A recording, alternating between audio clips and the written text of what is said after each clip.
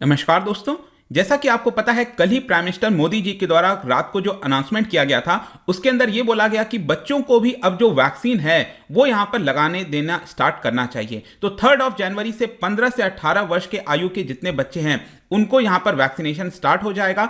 लेकिन अब यहां पर देखिए क्या हुआ है कि जो एम्स के डॉक्टर हैं, जो सीनियर डॉक्टर हैं, उनका यह कहना है कि सरकार का ये जो डिसीजन है कोविड-19 वैक्सीन लगाने का बच्चों पर, वो अनसाइंटिफिक है। जी हाँ, ये अनसाइंटिफिक का इस्तेमाल किया गया है bye senior epidemiologist of AIIMS. और मैं आपको बता दूं, ये जो डॉक्टर की मैं बात कर रहा हूं, वो पूरा जो ट्रायल चला है कोवैक्सीन का, उसके अंदर वो इन्वॉल्व रहे हैं। मतलब बच्चों के ऊपर ट्रायल हो गया, एडल्ट्स के ऊपर ट्रायल हो गया, उसके अंदर काफी इंपॉर्टेंट रोल उनका रहा है। और उनके द्वारा ये बयान आना एक काफी इंपॉर्टेंट सवाल खड़ा करता है कि क्या ये जो डिसीजन है, क्या वो सही है, गलत है। जो भी हम उसको एनालाइज करने की कोशिश करेंगे, क्योंकि इनके द्वारा कुछ रीजंस बताए जा रहे हैं और वही मैं आपको बताऊंगा। चलिए आगे बढ़ते हैं। लेकिन उसके पहले, अगर आप यूपीएससी या फिर किसी भी एग्जाम की तैयारी कर रहे हैं तो आप हमारे ऐप को डाउनलोड कर सकते हैं या फिर studyIQ.com विजिट कर सकते हैं। वहां पर सारी जानकारी आपको मिल जाएगी। इसके अलावा अगर आप एमसीक्यूज अटेम्प्ट करना चाहते हैं तो मेरे इंस्टा पेज पर जा सकते हैं, वहां पर स्टोरीज में आपको सभी एमसीक्यूज मिल जाएंगे। चलिए देखते हैं एग्जैक्टली हो क्या रहा है यहां पर, हम इसकी चर्चा क्यों कर रहे हैं। जैसा मैंने आपको बताया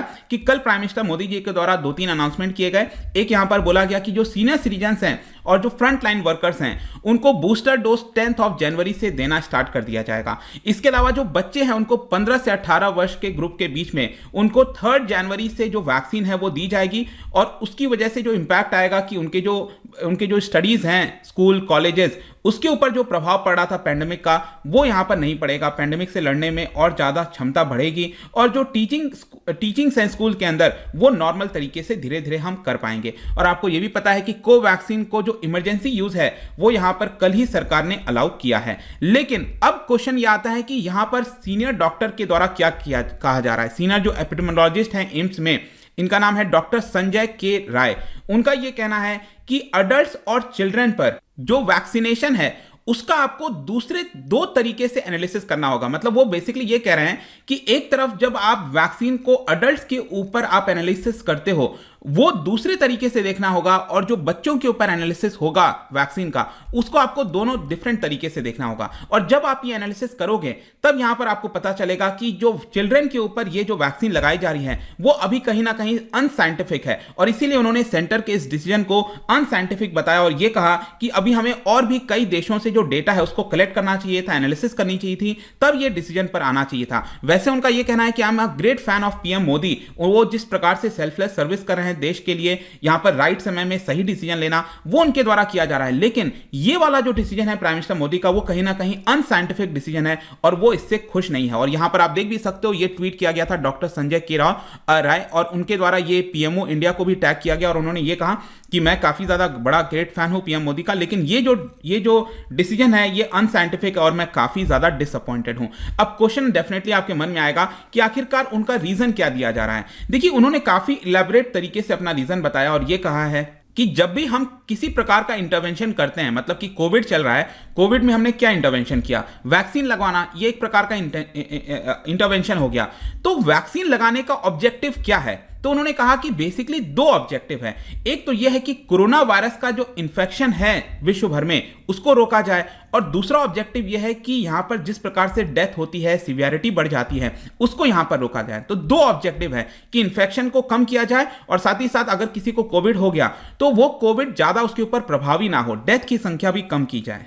तो पहला जो ऑब्जेक्टिव है वो ये कह रहे हैं कि जहां तक पहले ऑब्जेक्टिव की बात है, कोरोना वायरस इन्फेक्शन ना बढ़े, ऐसा उनका कहना है कि ये कोई बहुत ज्यादा हमने अचीव नहीं किया है। जैसे कि उनका ये कहना है कि अगर आप यूके में देखोगे तो अभी 50,000 से ज्यादा ब्रेक थ्रू इन्फेक्शन देखने को मिल रहा है। इसका बेसिक अर्थ ये हुआ कि भले ही आप वैक्सीन लगवा लो, लेकिन उसके बावजूद भी जो कोरोना वायरस है वो फैलता जाएगा, चाहे कभी ओमिक्रॉन वेरिएंट आएगा, डेल्टा वेरिएंट आएगा। तो ये कह रहे हैं कि जहां तक कोरोना वायरस इन्फेक्शन की बात है, उसके फैलने की बात है, उसके ऊपर वैक्सीन का कोई बहुत ज्यादा असर देखने को नहीं मिल रहा है। लेकिन जो दूसरा ऑब्जेक्टिव है यहां पर, वो है मोर्टेलिटी रेट को लेकर। मतलब कि अगर सपोज यहां पर 10 लोग हैं जिन्होंने वैक्सीन नहीं लगवाई है और दूसरी तरफ 10 लोग हैं जिन्होंने वैक्सीन लगवाई है, तो जिन्होंने वैक्सीन लगवाई है उनको अगर कोरोना होता है तो वहां पर संख्या मृत्यु की काफी कम होगी। सपोज मान के चलो 10 में से सिर्फ एक ही पर्सन है जो कि मृत्यु हो सकता है। यहां पर क्या है कि 10 में से बहुत ज्यादा चांसेस है कि यहां पर 4-5 लोगों की मृत्यु हो जाए।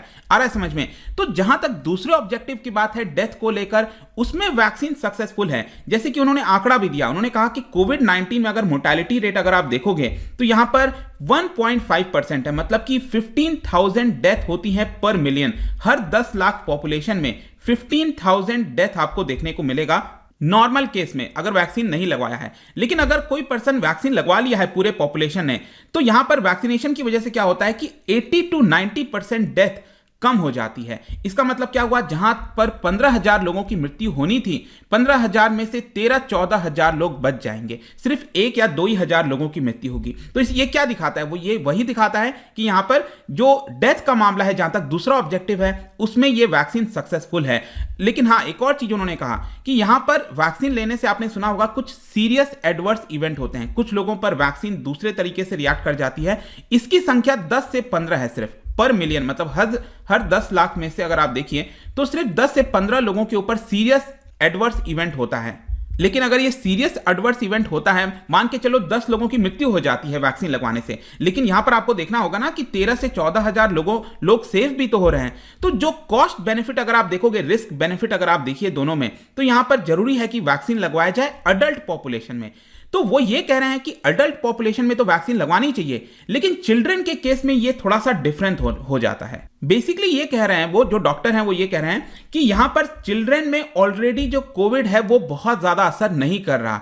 मतलब कि जिस तरीके से अडल्ट में कोविड फैल रहा होता है, बच्चों में आप देख रहे होगे कि बच्चों की उतनी खबर नहीं आती कि इस बच्चे को कोविड हो गया। आती है लेकिन बहुत कम सुनने को यहां पर मिलता है। तो वो ये कह रहे हैं कि जो चिल्ड्रन वाला सेक्शन है पूरा, वहां पर बच्चे कम बीमार पड़ रहे हैं कोविड से, उनकी मृत्यु भी आपको बहुत कम देखने को मिलेगी। और इसी की वजह से जब आप बच्चों के अंदर यहां पर रिस्क और बेनिफिट एनालिसिस करोगे तो यह समझ में आता है कि बच्चों को वैक्सीन नहीं लगवानी चाहिए। क्योंकि उनके द्वारा देखिए एक आंकड़ा भी दिया गया है। उनका यह कहना है कि अडल्ट के केस में तो हर मिलियन पॉपुलेशन पर, मतलब हर 10 लाख पॉपुलेशन पे कितने लोगों की मृत्यु हो सकती है कोविड से, 15,000 लोगों की मृत्यु हो सकती है। लेकिन बच्चों के केस में यह संख्या सिर्फ 1 या 2 है। जी हां, सिर्फ 1 और 2 है। हर 10 लाख बच्चे में से सिर्फ 1 या 2 ही बच्चे होंगे जिनकी मृत्यु होगी। अब आप खुद सोचो, यहां पर अगर वैक्सीन लगवाया जाएगा इन सभी 10 लाख बच्चों को, तो मैंने आपको बताया जो सीरियस एडवर्स इवेंट है वो कितने में होता है, वो 10 से 15 लोगों में होता है। तो यहां पर मृत्यु से ज्यादा जो रिस्क और बेनिफिट है उसमें आपको बड़ा अंतर देखने को मिल रहा है। अडल्ट के केस में तो क्या है, वैक्सीन लगवाने से 13 से 14,000 लोगों की जो जीवन है वो बच जा रहा है। लेकिन बच्चों के केस में क्या है कि यहां पर जो नुकसान है वो ज्यादा देखने को मिल रहा है। हर मिलियन पॉपुलेशन पे 10 से 15 लोग ऐसे हैं जिनके ऊपर एडवर्स इवेंट हो सकता है। लेकिन बच्चों में तो आप देखिए 1 या 2 ही बच्चे हैं हर मिलियन पॉपुलेशन पर जिनकी मृत्यु होती है। और वो यही कह रहे हैं कि यहां पर यूएस ने करीब 4-5 महीने पहले ही वैक्सीनेशन लेना स्टार्ट किया था। तो अभी हमें उन सब चीज़ों को एनालिसिस करना चाहिए था और थोड़ा सा वेट करना चाहिए था, तब यहाँ पर बच्चों को वैक्सीन देना चाहिए था। तो आई होप कि आपको समझ में आ गया होगा कि यहाँ पर ये जो डॉक्टर हैं उनका एग्जैक्टली कहना क्या है, क्यों वो इस चीज को कह रहे हैं। मेरा काम था बस आपको इस चीज को बताना। मेरा यहां पर ये नहीं है कि वो सही है या फिर सरकार गलत है या जो भी है। मैंने यहां पर बस आपको अपना बयान दे दिया ताकि आप चीजों को अच्छे से एनालिसिस कर सको। और यहां पर इसके अलावा मैं आपको ये भी बता दूं कि जो अपोजिशन पार्टी है वो यहां पर प्रहार कर रही है गवर्नमेंट के ऊपर। उनका ये कहना है कि सरकार इग्नोरेंट हो गई है ओमिक्रॉन वेरिएंट को लेकर। यहां पर वो ये कह रहे थे कि एक क्लियर कट पॉलिसी बनानी चाहिए। जो कांग्रेस पार्टी है वो ये कह रही है कि करीब 5 से 15 साल के बच्चों को भी यहां पर वैक्सीनेशन देना चाहिए, लेकिन सरकार ने नहीं दिया। अभी सिर्फ 15 से 18 वर्ष के बच्चों को मिलेगा। एक तरफ उत्तर प्रदेश में सभी वेडिंग्स वगैरह में 200 की लिमिट लगा दी है, लेकिन जब प्राइम मिनिस्टर रैलीज करने जाते हैं तो लाखों की संख्या में लोग पार्टिसिपेट करते हैं। तो ऐसा आरोप ओपोजिशन की तरफ से लगाया जा रहा है। अब जो भी है, आई होप कि आपको इस वीडियो के माध्यम से जो डॉक्टर का कहना है, एम्स के डॉक्टर का, इंपॉर्टेंट डॉक्टर हैं, वो पूरे कोवैक्सीन का जो पूरा ट्रायल चला था उनमें उसके अंदर वो ऑब्जर्वर के तौर पर थे। तो आई होप कि समझ पा रहे होगे कि आप यहां पर उनका क्या कहना था। जाने से पहले एक इंटरेस्टिंग क्वेश्चन, आपको बताना है कि which part of our body will be impacted अगर किसी पर्सन को जापानीज एंसेफेलाइटिस हो जाता है। तो जापानीज एंसेफेलाइटिस की वजह से किस चीज के ऊपर इंपैक्ट होता है, कौन से पार्ट पर। इसका राइट आंसर आपको पता ही है, मेरे इंस्टाग्राम पर तो मिलेगा ही, वहां पर अगर आप नहीं हो कोई बात नहीं, टेलीग्राम से भी ले सकते हैं इसका सही उत्तर। मैं कई सारे एमसीक्यूज यहां पर डालता रहता हूं स्टोरीज के फॉर्म में, आप जाकर प्ले कर सकते हो। बाकी अगर आपको पीडीएफ चाहिए तो टेलीग्राम पर आइए, अलग अलग सोशल मीडिया पर भी आप जुड़ सकते हैं। साथ ही साथ यूपीएससी या फिर किसी भी एग्जाम की तैयारी कर रहे हैं तो आप हमारे ऐप को डाउनलोड कर लीजिए। आई होप की वीडियो आपको पसंद आया होगा। मिलता हूं आपसे next time, till then thank you very much, see you soon.